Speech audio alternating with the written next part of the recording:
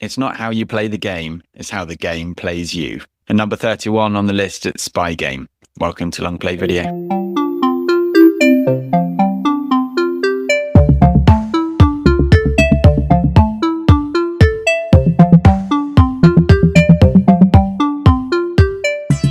Okay, well, we've just gone for that quick moped round from the nice place on the hill, and we're straight into the next one. If you don't know what the reference is, go back and listen to the last episode. But as we said that we were going to do it back to back, here we are, back to the shop right after Born Identity. Carla, do you want to ring the bell anyway? Because I know that you were a fan. I haven't left. I slept in the back room. But yeah, here we are, number 31 on the list, then Spy Game, going right into episode 70. Actually, like, I think we've done some other episodes as well, so it's episode 70 and change. But yeah, number 31 on the list, Spy Game. So yeah, we just finished Born Identity, obviously like a spy film, but still because it's assassins. Obviously we talked a lot about sort of the overlap with action and whether it's a thriller and stuff like that. Spy Game, as the title would indicate, is like out and out spy espionage. It's got the computer writing over the top of it with a funny sound effect on it. It's got, like, you know, it tells you the date and time of stuff. This is as spy as it can be. I thought when you said Spy Game, I was thinking it's going to be like just spies get together in like the Krypton Factor or like Survivor. We're like, all right, who's going to survive? Spy Game. The survival of the spy. Yeah. Have you ever seen this film, Kev? Well, I have seen this film, yes. It is a good film. And actually, I do remember bits about it. So added bonus for this podcast. Wow. What do you remember? Just so that we can identify whether this is the game that we play. Is it actually Spy Game that you remember? Or is it a completely different film? Is it Spy Game? Robert Redford and Brad Pitt. I remember them being good. I think it is. I think you're right. This definitely feels more like a spy film. Like, I won't go too much into the plot because obviously this is no spoilers. But yeah, it's a good one. Well, obviously, Brad Pitt's in a certain location, and things might not go as planned. Hence why we needed a 2-hour film. Otherwise, it'd be a bit boring. And then obviously Robert Redford's trying to help him. It's quite a funny thing because I think you said was is Brad Pitt was supposed to be the modern Robert Redford or like the new Robert Redford because they are.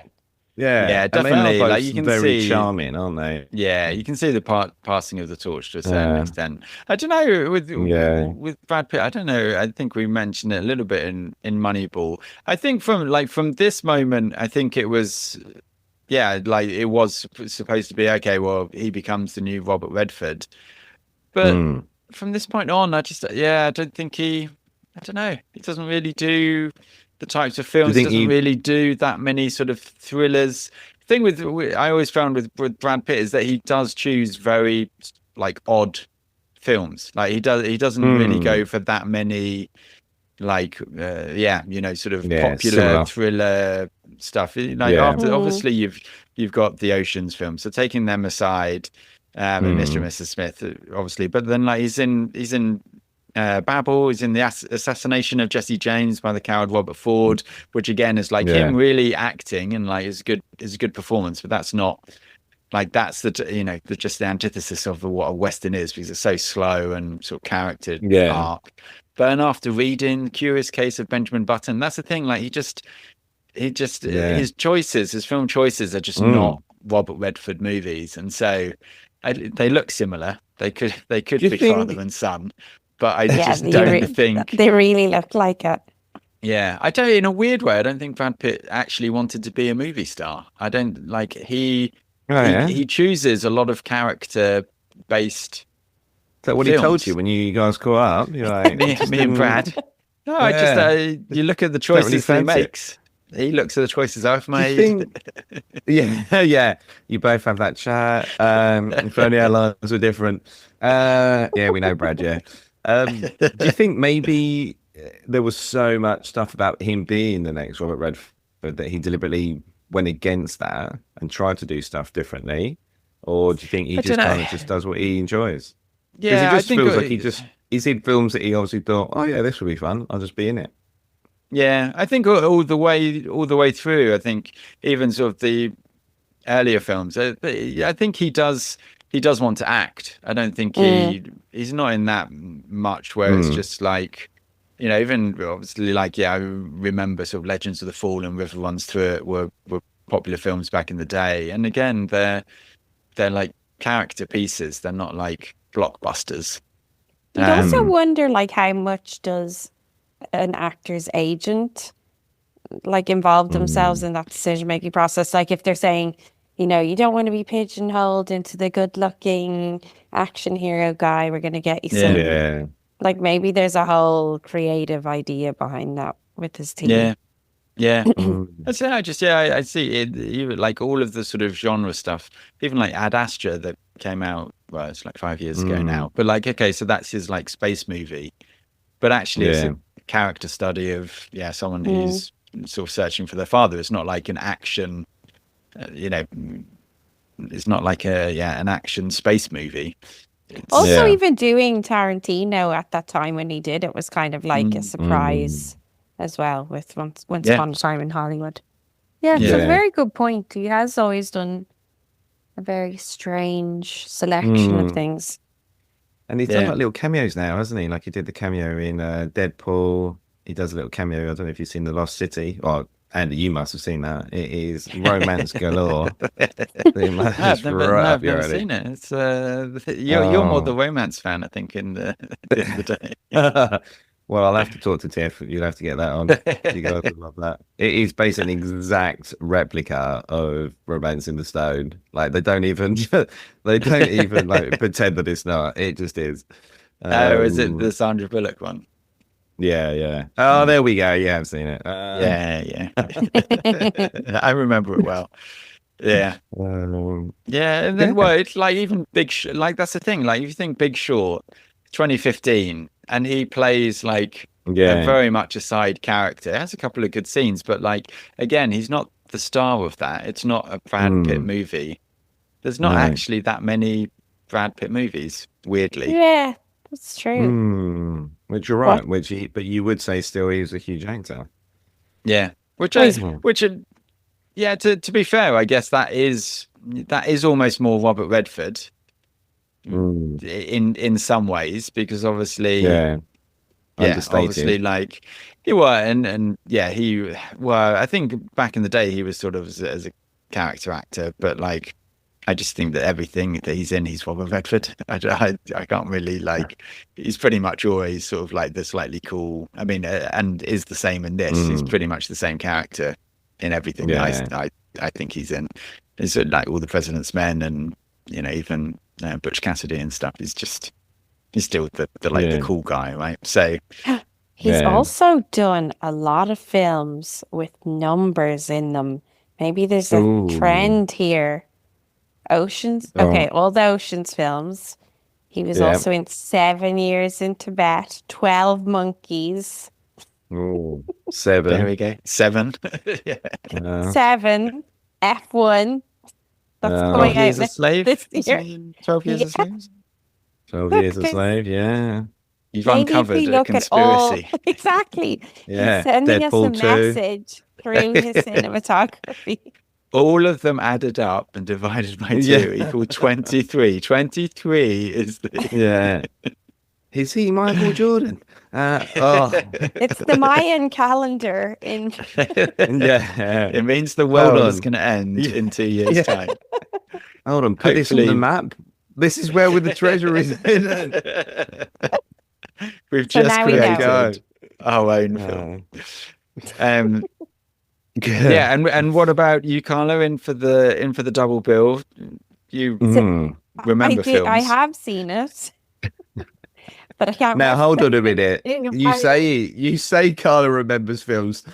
We've just done Born Identity, which we confirmed that maybe Carla hadn't seen that film, which she thought she had. No, I definitely had seen it. I just forgot absolutely everything. I mean, And that sentence says to me you've seen the film.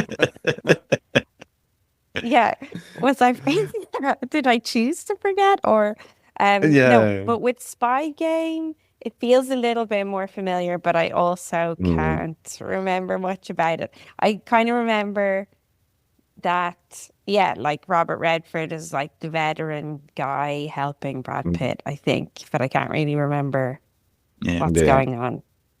So that's it'll be a that's new a, surprise again. that's a less good DVD cover. Brad, Robert Redford kind of helps Brad Pitt. Yeah.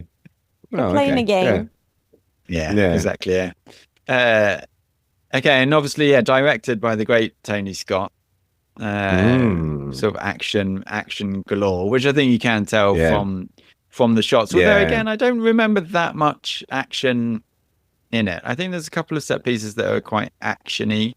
But again, Yeah. for me, a lot of it's the dialogue and like especially the two of them talking and yeah, like explaining espionage and the way of And spies and stuff like that. yeah, and I feel like with this one, it'll be interesting to see. But in my memory, I remember like I don't feel that the action sequence will be dated like Bourne did. Like, I feel Mm, Bourne Identity just doesn't feel like it holds up anymore, just because action has changed so much. Whereas I think you're right. This is more. It didn't focus on the action; they were just pieces within the overarching story. And I yeah. don't think that there was too much emphasis put on them. So I think they'll hold up. Whereas I think, as you said, in Born Identity, I'm not sure that still holds up anymore. Well, and I Out of think cur with this, it's supposed to be in real life, right? And obviously, Born Mm. Identity is based in real life, but no one's also going to go around, yeah, shooting in that shooting up red people. mini. Yeah, Yeah, no they're one going to get remembers arrested. everything apart from their name. Yeah, yeah. No hairdresser remembers everything apart from their name. Uh, but I'm gonna whereas put this that is on my list now, just to make sure you watch it. but this is yeah, set in, it's all like historical, right? The past events are supposed to just be historical events. Mm. They don't go over. I think funnily enough, I do remember one of the like craziest shots is from a helicopter. I mean, it'd be done by a drone now. And the story is Yeah. that Tony Scott wanted a helicopter in the middle of Berlin for this shot, and the studio Oh wouldn't yeah. pay, so he just paid for himself to Whoa, take the Wow. shot, which I think is yeah, What a like a legend. baller nice. move, isn't it? It's like I'll just get the Yeah. helicopter myself, and now you could do it with like a £4 drone. So there we go. Yeah. That's it goes to show. Also, Wow. if you compare the two films as well, though, did this one have a bigger budget in general? Yeah, Production. It yeah, was, I suppose, Good question. hopefully that will add to it looking a little less CGI. yeah, and I think Yeah. it probably more practical effects. I mean, I Mm. think yeah, the budget was probably blown on Robert Redford and Brad Pitt, Oh yeah, true. Yeah. but I think like yeah, I think there's definitely a feeling again because there's not. I don't remember like there's no sort of action like there's no sort of action fights. There's no there's sort of I think there's a chase right in Berlin, but again that's like it's not Mm. like a car chase. It's like an actual No. just kind of yeah as it would be. So maybe it costs more to make it look more real rather than Mm. going over the top. Mm. I didn't remember So that there's stuff in Berlin, so I'm excited. oh yeah, Yeah. I'll it's be lots like, I live there. I know that. Yeah. It's good, isn't it? When you I see spoke somewhere, to you're that like, guy. oh, yeah. Yeah, makes it even more exciting. Yeah, it's very Yeah. Berlin. Yeah. And so, do you remember the first time you watched this, Sandy, or like, yeah, Yeah, I went was it on the to list for you? yeah. Is it the character-based piece? Yeah, I went to see it at the cinema. I was just living in London, and then yeah, I just absolutely loved it. I think, Mm. funnily enough, I was looking it up in my emails the other day, and it said my cousin had actually sent me like one of those questionnaire things that she always used to send. She always used to send me like, "What's your favorite?" Blah blah blah. What's your favorite? And I did say the Spy Sounds Game like you was really enjoyed those. They were so funny. They were so funny. Just reaching out just to see if you're okay, just to connect. Oh my God, another one of these. It was always a quiz. It was always a quiz that she used to send around to say. Funnily enough, even in the email back, I'm like, "You're the only person who still sends me these." I'm getting flashbacks here, Andy. I sent you one last night, and you just went, "Yeah, I've got that." And I'm like, "Can you watch the video?" There's more than one question. I was like, "Yeah, just scroll." Kev's just sent me something.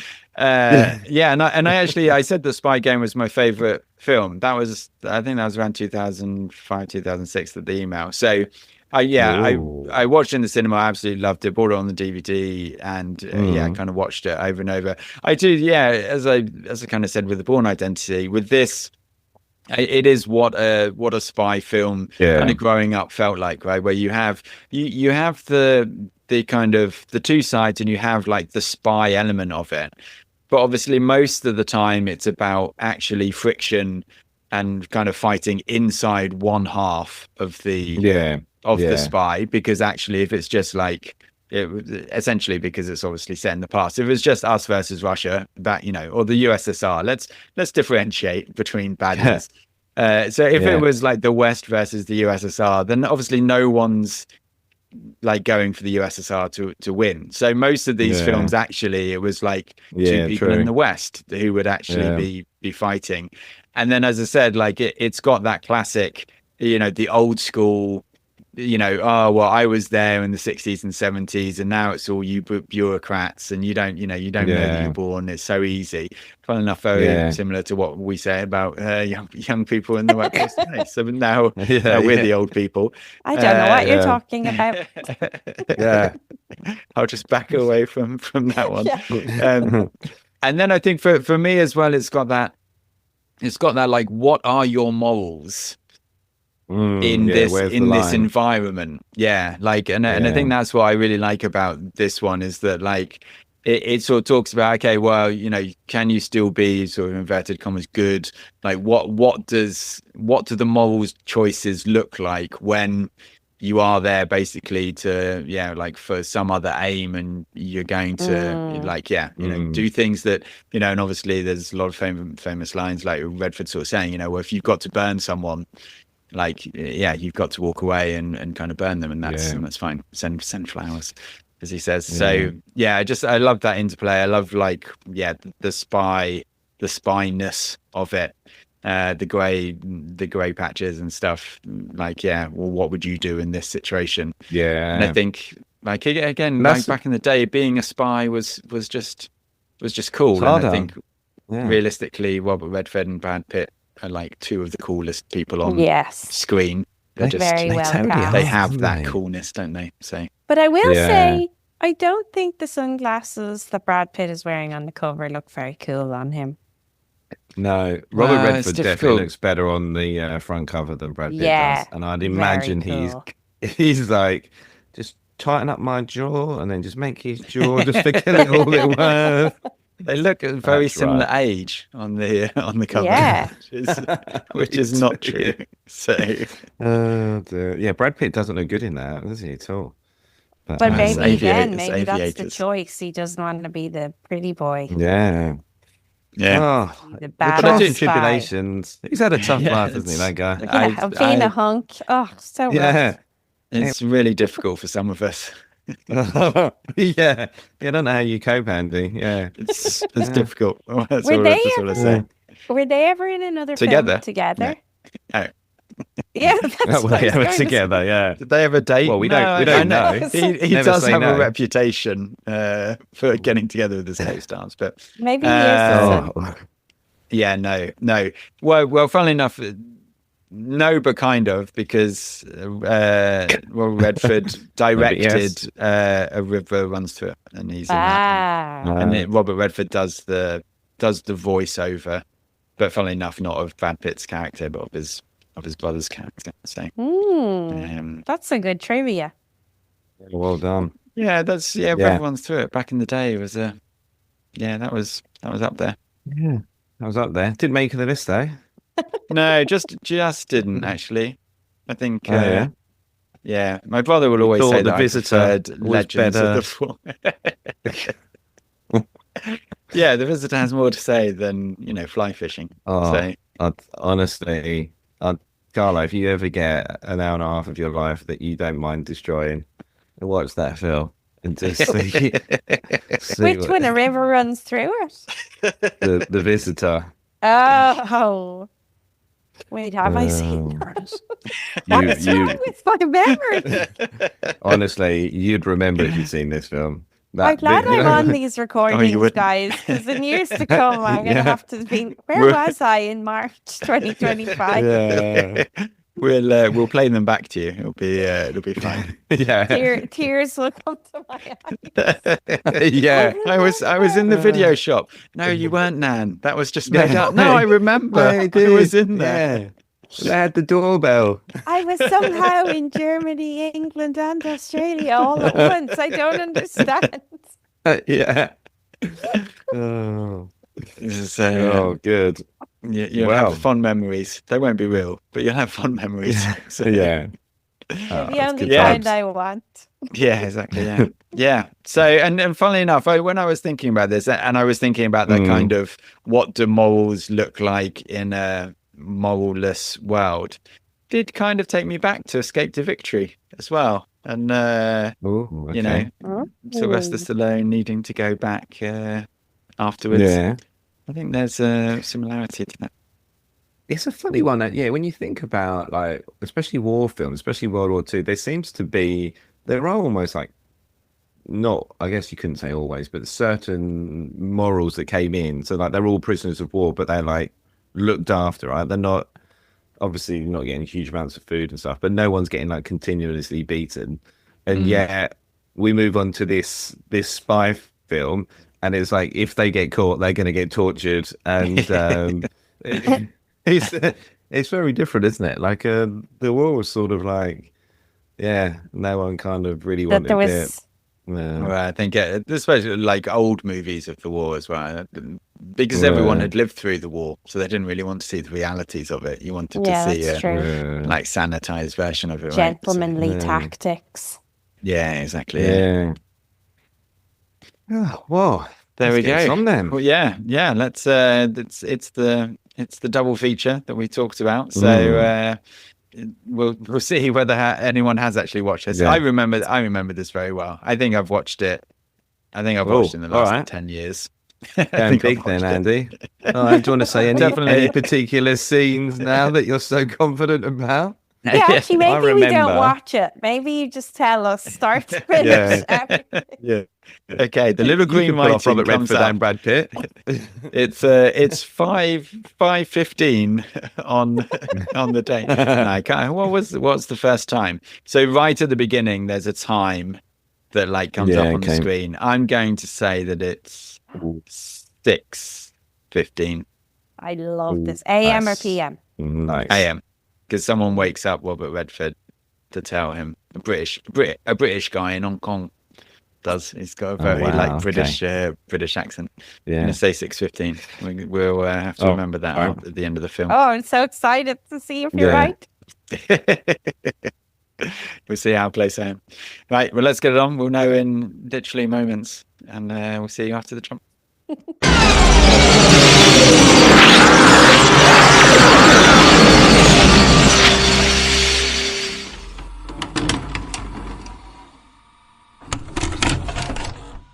Well. The time. Oh, I knew we were going to start with that. I knew it. I even paid attention to that, and I never pay attention to the time normally. Did you pay attention? Well, the first time the time comes on screen, it's 8:20. Not 6:15, like you said. But I know 6:50. Oh, for the call. Yeah. No, it's just because I'm such a spy. Obviously, I picked up on the fact that it was 6:50, and just thought that it was on the screen because I was paying attention so much. Yeah. You worked it all backwards. Well, you'd have had to get from here to here. So, yeah. No, they say that he calls it 10 to 7 at a different point. Oh, Was that the time you said though, Andy? Yeah, 6:50. Yeah. Do you have one of those things where you just get your 50s and your 15s confused? Yeah. I do. Yeah, maybe it's my accent then. Okay, we'll let it slide. But yeah, in terms of a movie reaction, I would say, well. Yeah, I'm just going to stick with well. Espionage. What about you guys? What was your? Yeah. Do we have an opinion? Either way. That's usually what the one word is. But I'm not sure there's anything that can compete with that, is there? Really? Yeah, I thought it was good. I was trying to think of a clever word to describe it, and I didn't get to one. So I just went with good. Yeah, no, I enjoyed it. I thought it was good. Robert Redford's definitely in this more than I remember him being. I feel like I thought it was 50-50, but I feel like he's in this more than Brad Pitt, a lot more than Brad Pitt. Yeah. And he's just brilliant. He was absolutely brilliant. And then I forgot about. I was like watching. I was like, who directed this? Because I was like, it's like an action film, but done as a spy film. And then I was like, oh yeah, it's Tony Scott. And that was one of the things I really noticed was like not action scenes, but it almost seemed like action scenes. And it was specifically because of the music he uses. The music was very telling. I was like, wow, I didn't notice that before. The music was very important. But I enjoyed it. What about you, Andy? I really enjoy it. I think it's just really good. I mean, it is funny that for probably 2/3 of the film, Tony Scott sort of trying to make an action film out of photocopying or faxing. That was one of the questions I had. Is the photocopying more dramatic than the explosions? But I just really like it. I love sort of the way that sort of it all pieces together. It's like I think if it had just been the flashback scenes, if they had just sort of played it not with the office stuff, I just don't think it would have been as good. I think the comparison between the two is really good. And then you sort of, well, Brad isn't in it that much, but then you're like, well, no, but like Brad at the current time isn't in it that much, but obviously he's in it quite a lot for the flashbacks. But the flashbacks feel so well done. And I love the way that they obviously say when it was, but then the coloring is different, obviously, in sort of Vietnam and Berlin and Beirut. Just the way they shoot the action it does look different and feel different, which I think is kind of cheesy in one way, but just does trick your brain. Like especially with the Vietnam one, because they're sort of the yellow and browns. It references films of the time in Vietnam, absolutely. like way before that. You're just like, oh yeah, we're in Vietnam now because I recognize this. And you're like, well, obviously, classic helicopter scene coming in, like with the music. Yeah. I mean, if I was going after some assassins in a helicopter, I'm not sure I would have stored quite as much petrol or explosives as obviously the people in that helicopter did, because it goes down and is then just the biggest explosion of all time. They're like, wait, why are we carrying all this petrol around? Oh, just in case. Yeah, it'll be fine. Don't worry. Yeah, someone might need it. No one shoots us. We'll be fine. Tony Scott's like, I will get a massive explosion in this movie. Exactly. I don't care that there's 90% dialogue. We're in an office for most of it, but I still want an explosion. And then the Berlin stuff as well. Again is just, I thought, really, really cool. And again, sort of very what you sort of think of as Cold War, just shot that way with like the cars and stuff. And very grey. And the soundtrack, I think, sort of helps with that as well. But especially even when they're doing the training, it does sort of feel classic. So I think that is very well done, the way that it does feel like different films kind of spliced into it. Which is what I like about this is kind of the reference to old school spy games, spy films. We don't need to get the title in. Look at you saying the name of the pod in the pod. He's such a professional.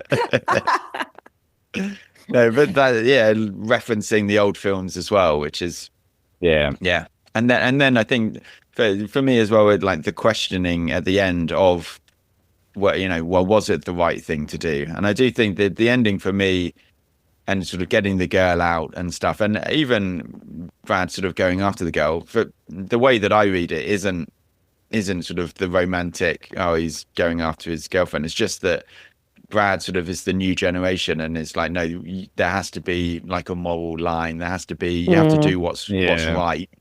And Redford isn't. He's like, you do what's necessary in order to do it. And then obviously he goes into the guy's office mainly to get the file, but then he does also say, remember when we knew who were the goodies and who were the baddies, and why have we done that? And I do think that there's a message there of like, sort of the morals of everything that has gone before being questioned, and it is like the new world order almost, of like, was this stuff justified? Like, killing someone in East Germany because you want to find out who the mole is. And obviously like Brad has that sort of But that's an interesting thing. I don't know if I would have taken it that Brad's the new generation versus Brad was just a more moral person in it. Like he not a scumbag. And he was kind of recruited in a way where he was also tricked into feeling like it. So that was, I agree with what you guys were saying. I liked the way it was all filmed and the fast pace of it, and I actually loved all the photocopy. But the dilemma I had watching it was my feeling is that Robert Redford's character was actually just not a nice guy. No, he does a good thing at the end, but he's a bad guy and he doesn't even realize he is. That's how I took it. And that's the whole thing, is like, at the end, I'm like, hold on a minute. So Robert Redford organized it to pick her up and put her in jail. So it's like, so all of this was completely pointless and could have been avoided if he just hadn't done that. And you're like, so he's not the good guy. Like, even at the end, even though he's done a good thing, he's still going to be like... The explosion with the doctor, that he orchestrated that. And then he's like, 74 casualties, an entire apartment building gets leveled. One terrorist killed. I know he wasn't happy, but I was like, he's a bad guy. He's a bad man. He is the bad man. Well, and even in the rest of this sort of office thing, where they're like, in Vietnam, was that a sanctioned kill? And he's just a bit like, what are we doing here? Why are you asking this? And then in Cathcart, I don't know whether they're implying that Brad killed her, but then he says, well, so was I. I was in Berlin as well, so maybe he killed her. Maybe this is just the story of a psychopath. He's some sort of rogue agent. Unraveling. But I also just kind of like that. I think that's kind of entertaining as well, to be honest with you, because it does show just he does all of this stuff, and he also sparks an international incident by going in and shooting a bunch of people in China because he kind of can. He messed up, and that is the way that it kind of worked, right? One, like the agents just basically were on down in the field and could do whatever they want, and obviously that's not good. And I mean, you wouldn't be able to get away with it now, would you? You send the emails and stuff, everything would be tracked. So. Not now. No, it's no fun now being in the CIA. What's the point? Rubbish. I mean, back in the day. You have all these laws that you have to pay He wouldn't have that nice car he had driving off to... Well, will he get to the Bahamas now? Who knows? All his money. Yeah, well, that was always something I thought was funny. Like, I feel like in all of these type of shows, like the cop shows or like the spy show films, everyone's always retiring to the Bahamas. So do you just go to the Bahamas and just clear out all of the retired spies and get all the information from them? Is that what you do? Just hang out there and wait for it? I think that's where everyone lives. I'm not sure that he needed to go to the full 282 in the negotiation. He's like, he could have bartered. He's like 300, and you're like, well, at least leave yourself sort of a spare 5k. But then, you would have to transfer it out and stuff. The app probably doesn't work. So he was just like, forget it. I'll just give everything that I have. Well, I reckon he could have just gone to meet David Hasselhoff. He was so happy watching Baywatch. That probably would have sealed the deal. How is he going to explain that to his wife when their entire life savings are gone? Yeah. So yeah, Well, funny story. Yeah, I got someone put in jail. Then I just used our life savings to get her out of jail. All good. Yeah. Is he married? Is he still married? Did the one wife leave him?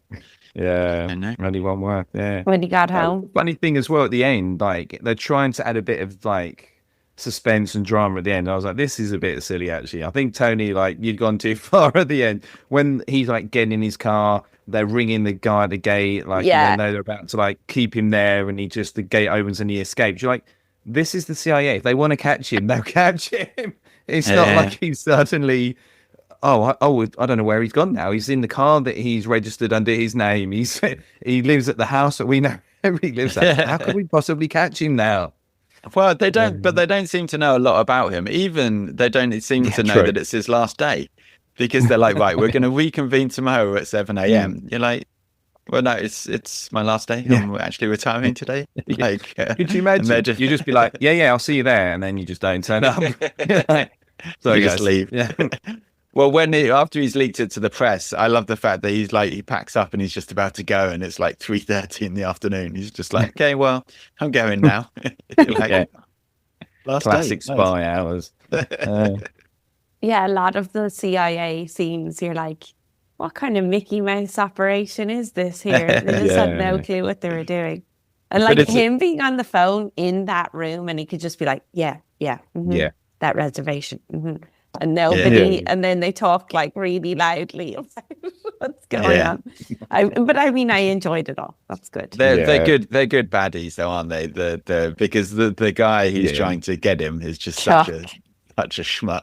Like when he does the little dance after he thinks that he's figured it out and stuff. You're just like, that guy. I hate that guy.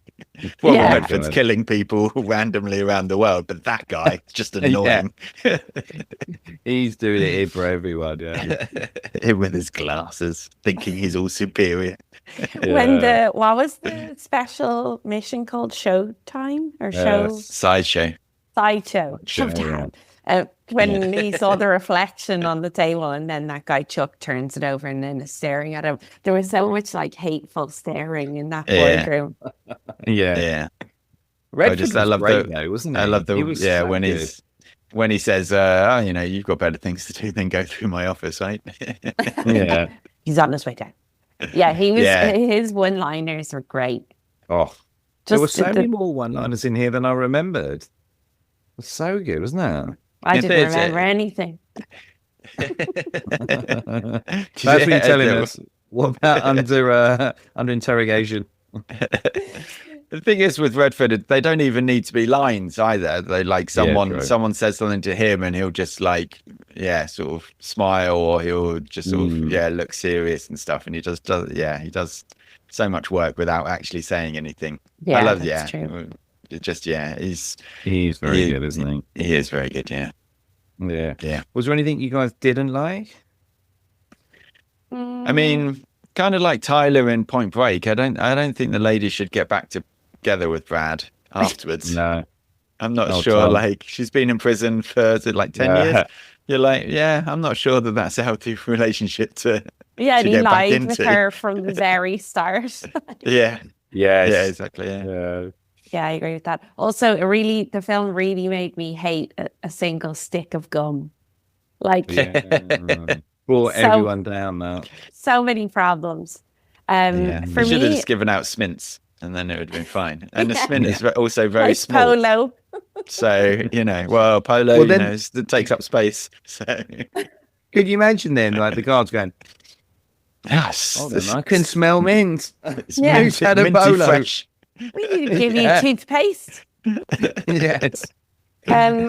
What I guess it's what I did and I didn't like. It goes back to the Robert Redford thing, but it was this kind of like, I was really hoping he was going to be, the real good guy and, fighting the system from within. And then slowly as it was going on, and when that lovely doctor got killed, I was like, oh, this is radicalizing me just the way it did Bishop,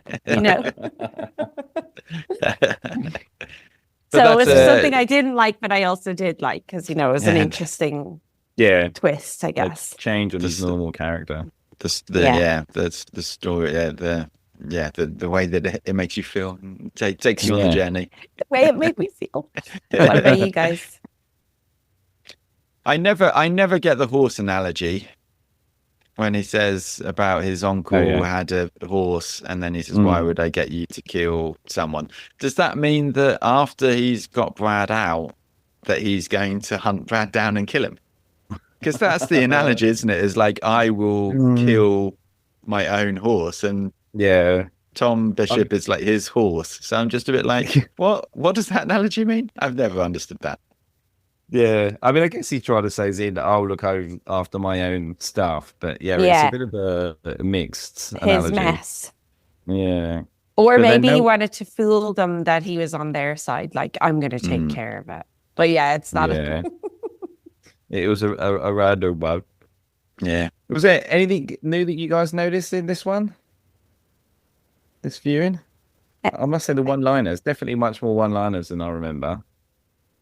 Basically everything for me again. Had you actually seen this film? In my mind, there was way more like out on the field action than there was, so I didn't fully remember the whole flashback business, or also in the office.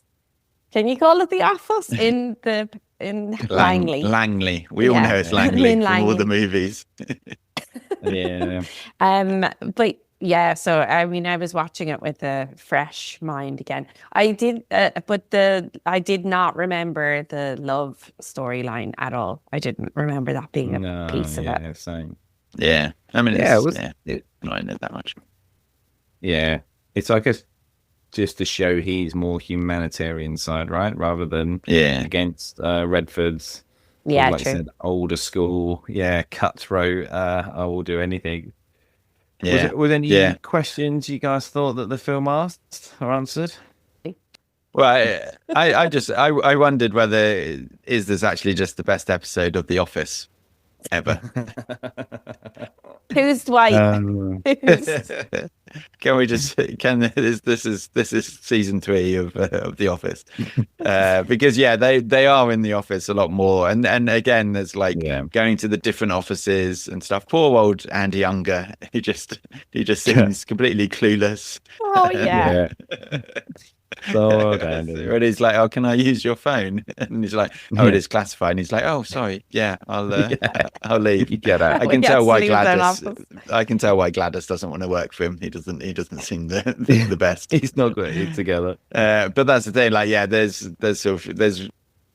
I think it's you wouldn't be able to do this now, would you? Would you have been able to do this then? That's a question of probably yes. It's the sad state of affairs. Well, let me ask you this question then, Carla. This was something as the resident German expert.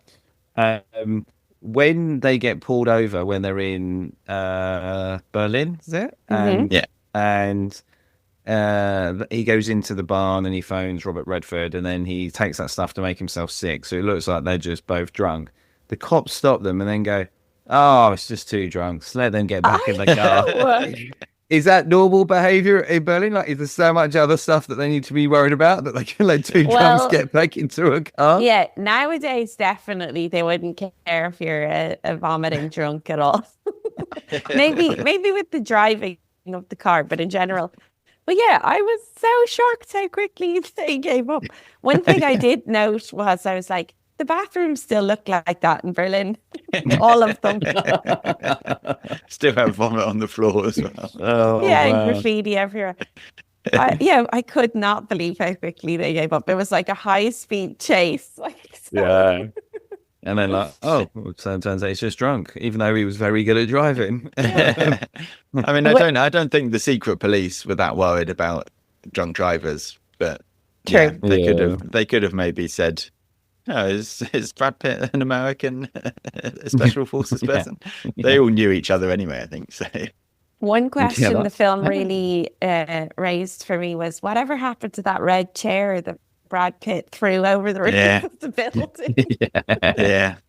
That was definitely in a crowded pedestrian area.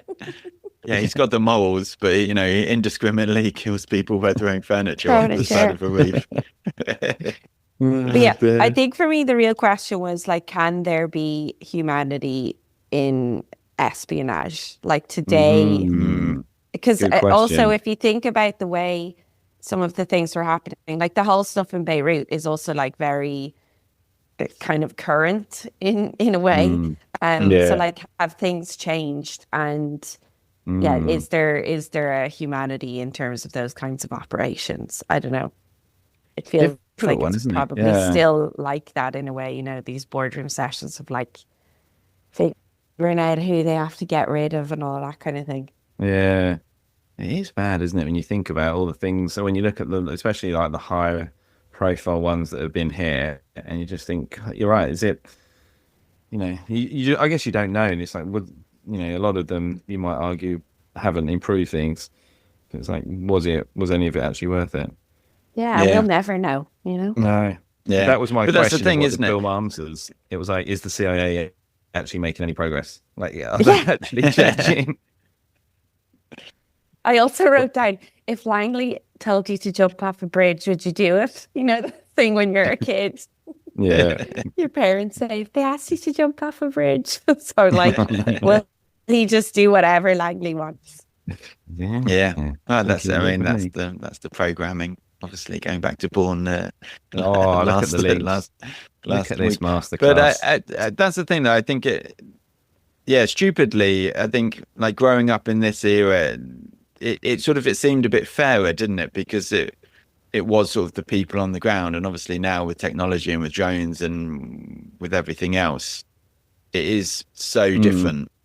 All of the same moral choices, but like just so people different. Are so removed from it now. Yeah.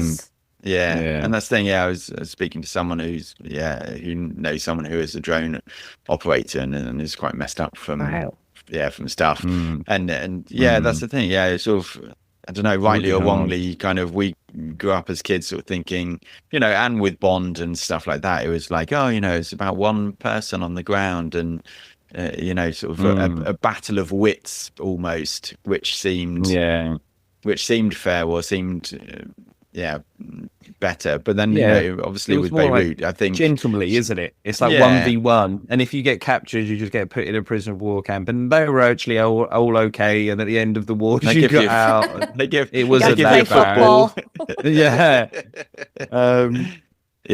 you're right. And then like I think she makes the good comment when she's like, well, but the bombs are actually coming from like warships, and where are the guns coming from, where are the bullets coming from, all of which definitely Beirut at the time obviously was a hotspot of the Cold War, as lots of other places were, and the same now with Syria and even Lebanon to a certain extent now, right, where you've got lots of different sides also fighting itself out. And I think it just the way that the story was told for us, I think is that's sort of the major difference, which I think sort of will date this entire film, is that we were kind of brought up at a time where it was like, well, it is us versus them, but it's also not that complicated. It's like, a person there, and we're the good guys, and even to a certain extent it's like because they were bombing other people, so therefore it kind of all works out, and you have sort of this moral relativism.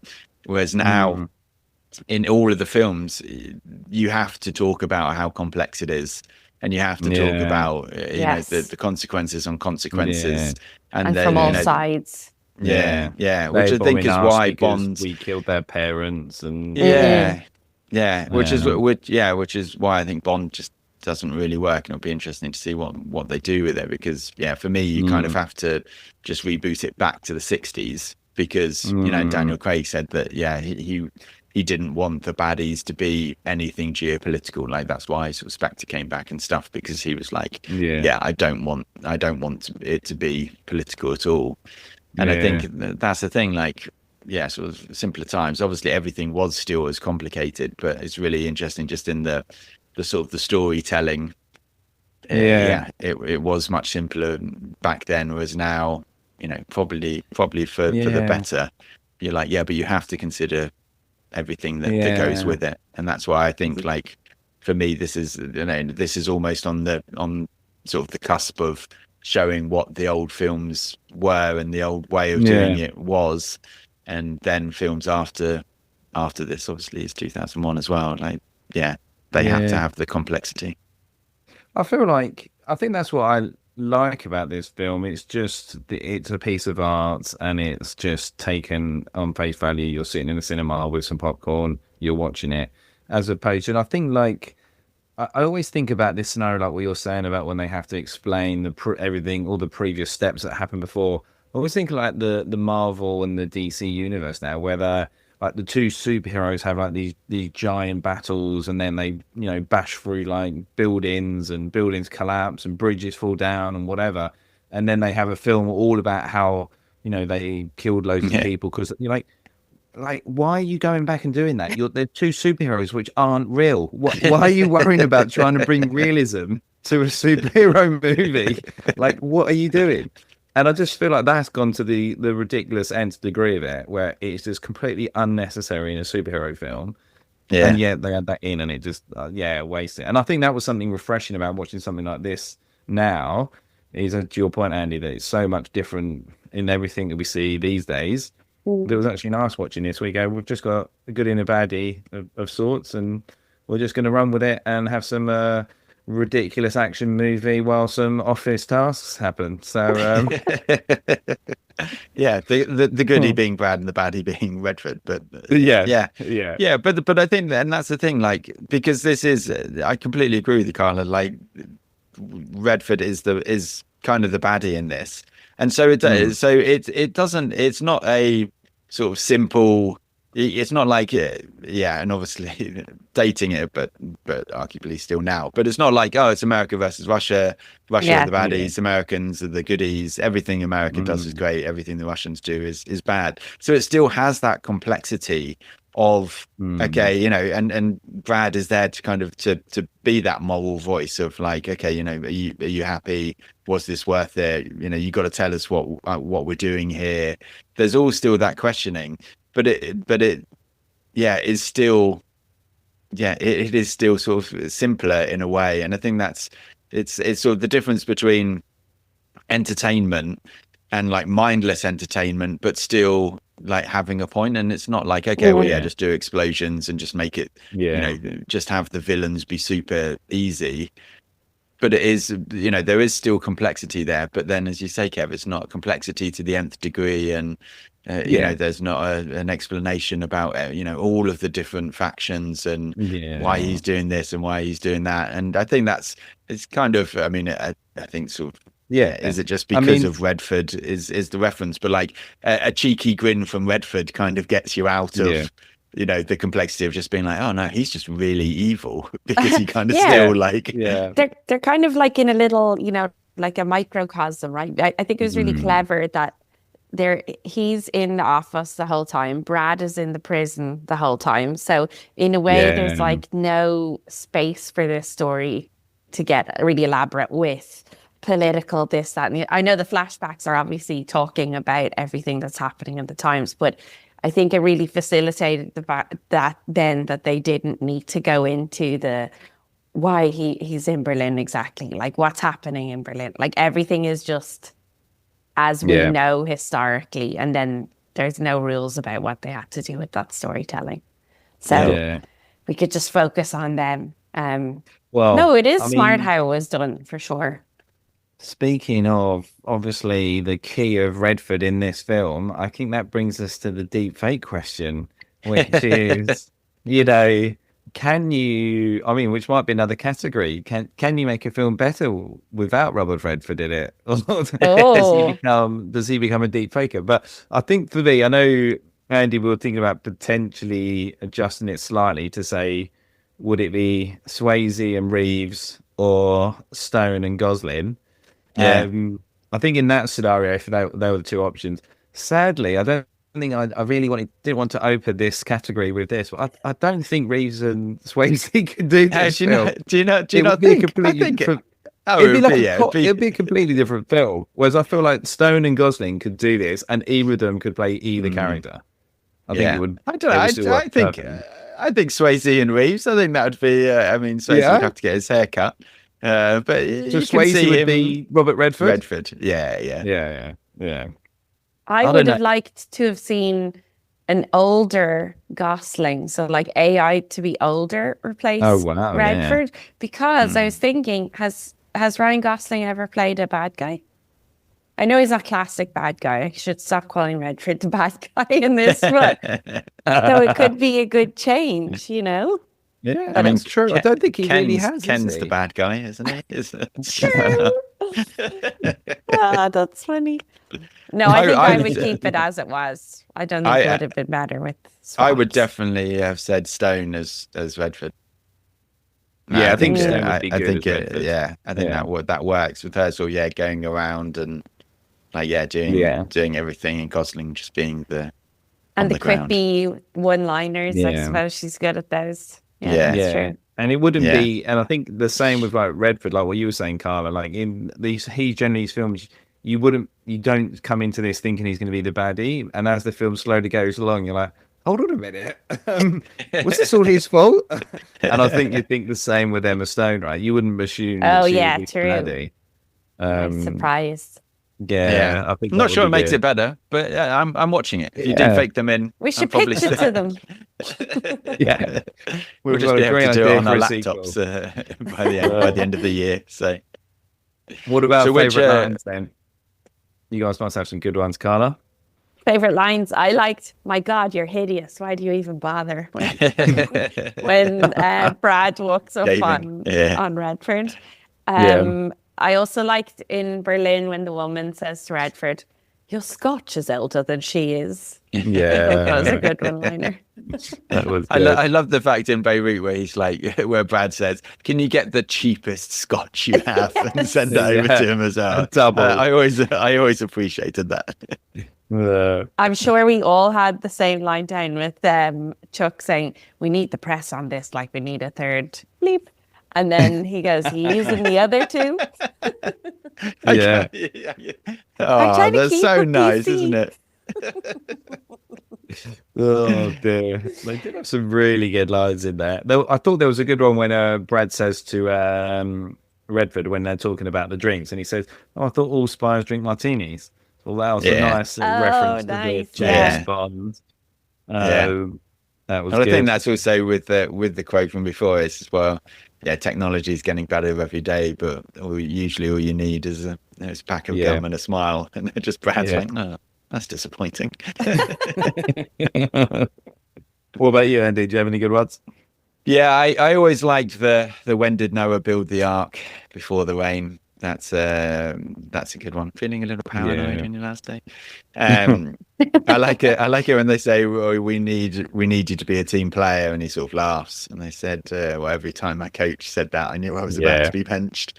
Yeah, that was a good one. Which again is good. Like his reaction is funny, which I also like when he invites the guy to his leaving parties, and the guy's like, "I didn't know you liked me," and he just laughs and walks out. And then minutes later, tell him my party's cancelled. Yeah, exactly. Yeah, phone him up, tell him over. I noticed that he says in the lift, he says to the guy, "You've got something in your teeth." Oh yeah. Clive Owen did in Children of Men as well. So that's I might start doing that to people I don't like.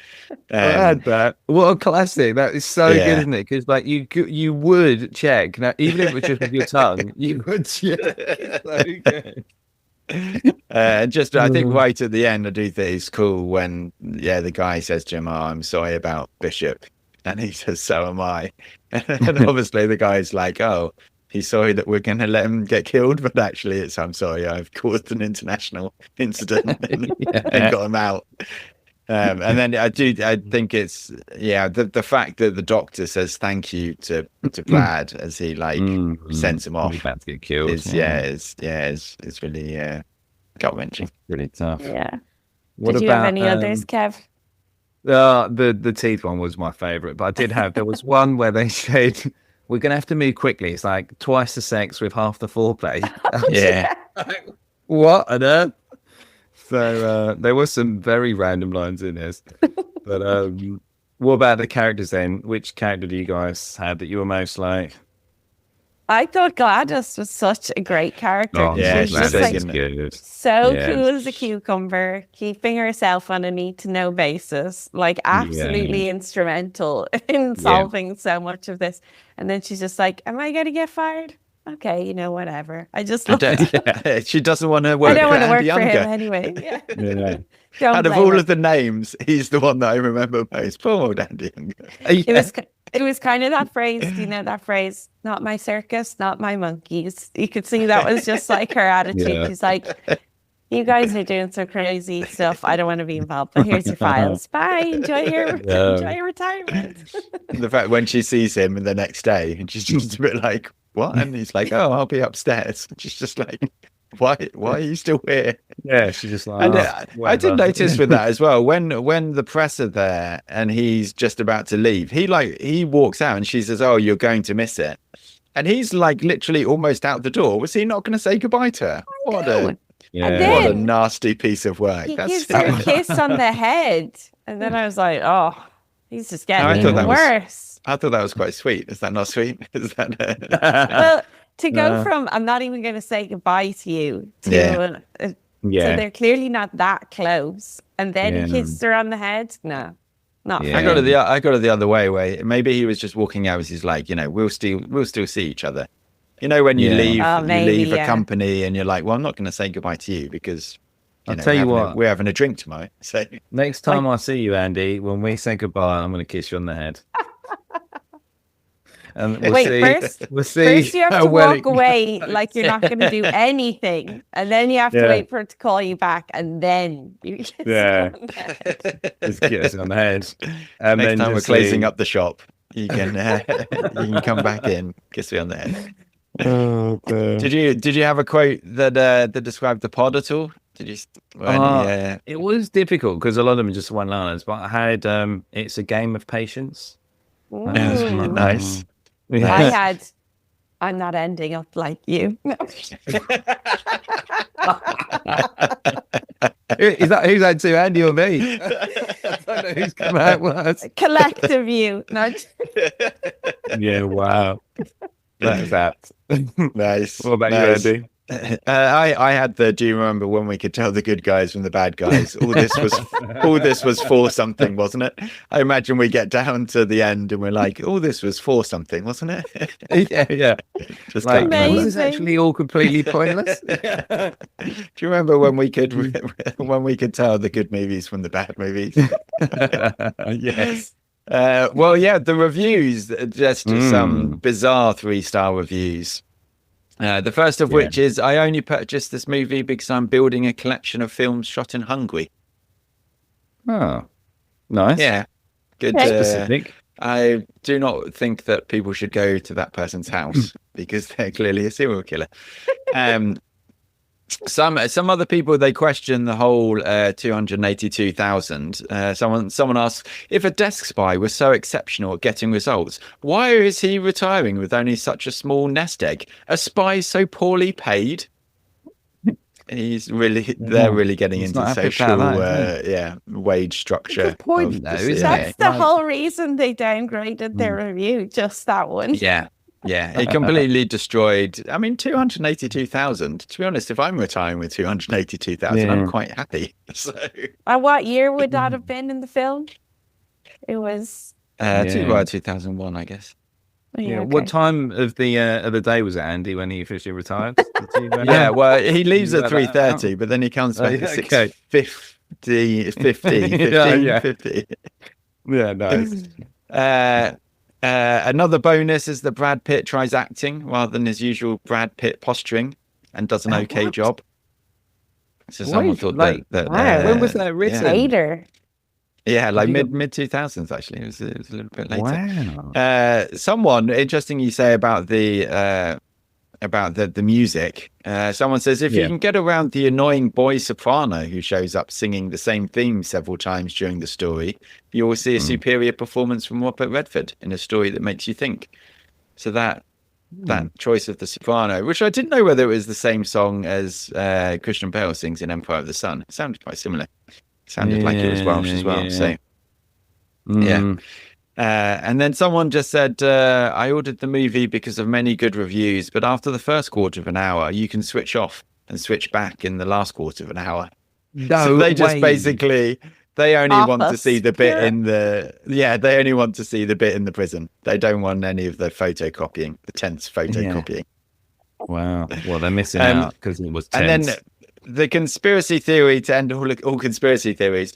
After all was said and done, I think that Pitt allowed himself to be captured to be with his girlfriend and knew that his very good friend Redford would find a way to get them out. That was a bold plan. If that was the plan. I'm not sure it was. And it was very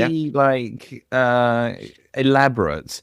Getting caught. He could have just got caught, but instead he pretended to be a doctor, pretended to nearly get away, but then actually just get caught. Also, makes his heart stop for a while as well. Just do that. This is the most and get beaten up and tortured.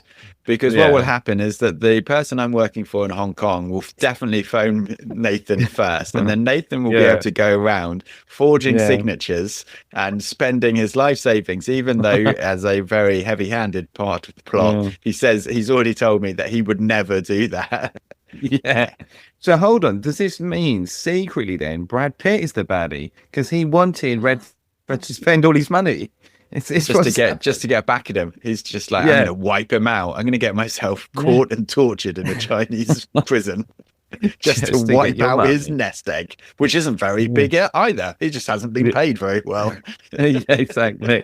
We need a spy game too, I think, is what we're uncovering here. Oh yeah, we do. The search for Mule. What did you have then for the algos? What did you think it was? What do you think it was like? I mean, apart from Bourne Identity, obviously. I went the kind of like rescue route, so like Black Hawk Down, Saving Private Ryan, and Argo. Those are the three that came to mind for me. One of those I hate, and one of those Andy hates. So that's an interesting selection. Sure, I don't know. It's not that I hate Argo. You totally hate Argo. Go back and listen to all of our podcasts. Wait, but do I need to like the ones I suggest? No. Argo is a good one. I think Argo is a lesser good one. Copy of this film. Yeah, a lesser copy. Look at you. I was trying to think about, because I like the story within the story element, like when Redford's playing his own story while telling everyone else was just having a nice little chat in the office with everyone else. So I was trying to think about that. So I was thinking like maybe Tinker Tailor Soldier Spy, or I thought Salt might be more there with Angelina Jolie. That was my thoughts. But I think Argo is a better choice.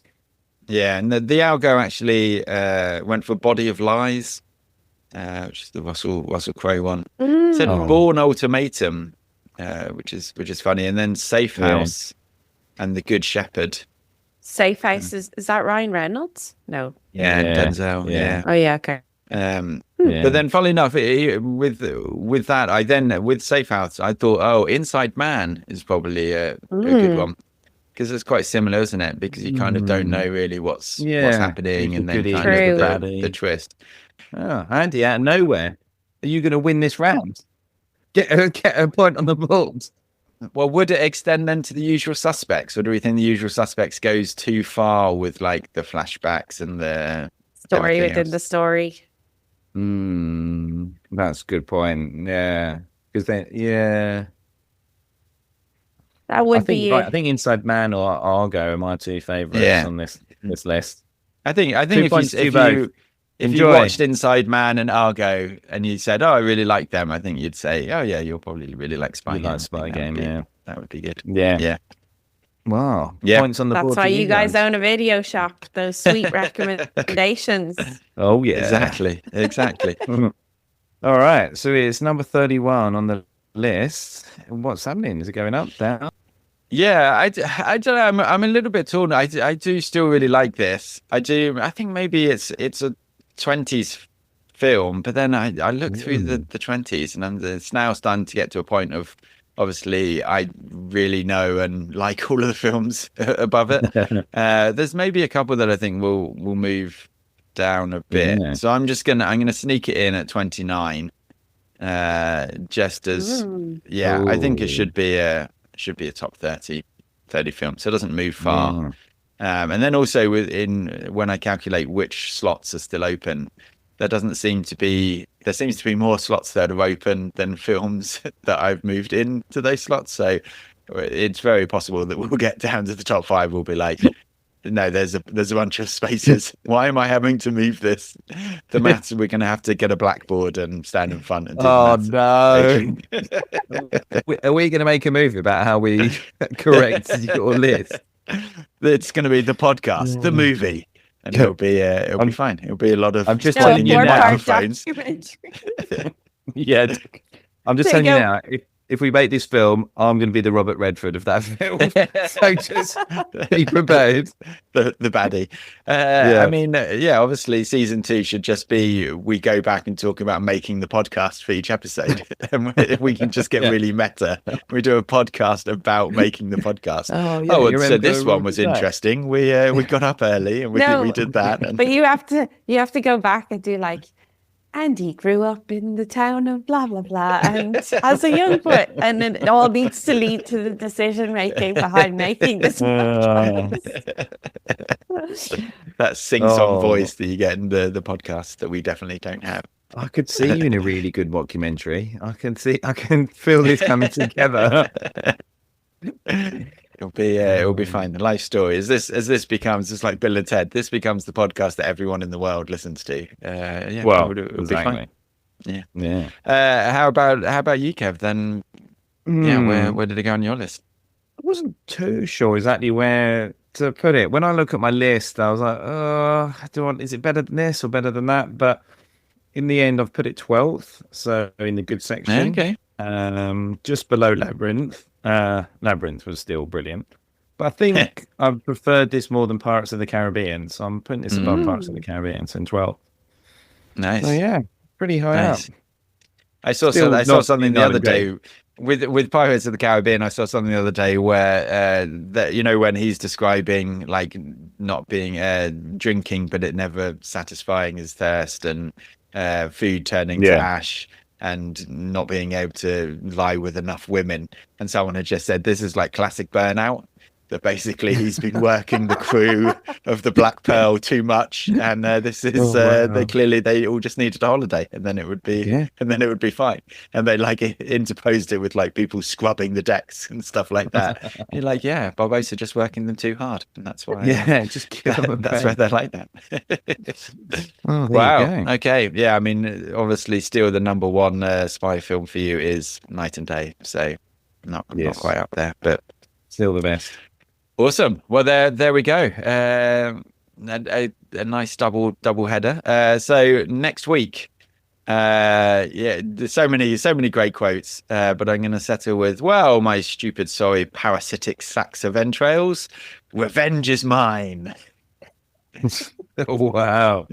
I'm interested to see what that is. It's a good pep talk. I don't think many people will know it. Thanks to Tom Miller for the theme song. And we're actually now going for dinner out.